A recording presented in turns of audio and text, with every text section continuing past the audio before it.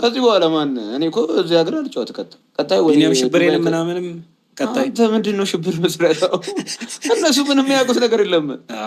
ምን ሆነ ነው? ቢኒያም ሽብሬ ማለት እኮ ከአማተር በታች ተጫዋች ነው፣ እድል ስላገኘ ነው።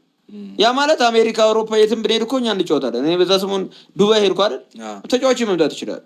የሆነ ሀገር ሆነ በቃ የሆነ እድል ሲሰጥ ላይክ ማለት እንዴት አይነት ፋይት ልበለ የሆነ ቦታ አሁን ፋይት ተዘጋጅቶ አንተ በቃ እዛ ኢትዮጵያ ውስጥ አይደለህም እዛ ሀገር ነው ያለው ባንዲራ አምጥተህ ኢትዮጵያ ነው እኮ ፕሮፌሽናል ፋይት እንዲህ አይደለም። ፕሮፋይት ሶ ሃርድ። እንዴት ነው ፕሮፋይት? በጣም ሃርድ ነው። መጀመሪያ አማተር ብዙ ትጫወታለህ።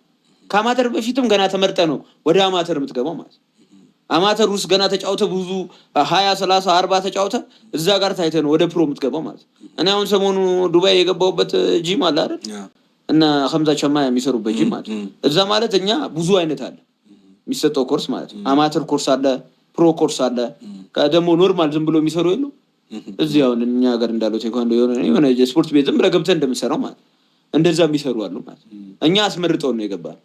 እኛ የመጀመሪያ 2 ሚሊዮን ብር ነው ያልከው፣ በ15 ቀን 2 ሚሊዮን ብር ነው ከፈልኩ። ፕሮ ክላስ ነው። ፕሮ ሚንስ እነዚህ ሰዎች በቃ ላይክ እንደ ዩኤፍሲ ተጫዋቾች ናቸው ማለት ፕሮ ናቸው። በቃ ብትመታቸው ምንም መስሎ አይታያቸው፣ ብጨምቃቸው ምንም መስሎ አይታያቸው። እንደዚህ አይነት ሰዎች ናቸው በቃ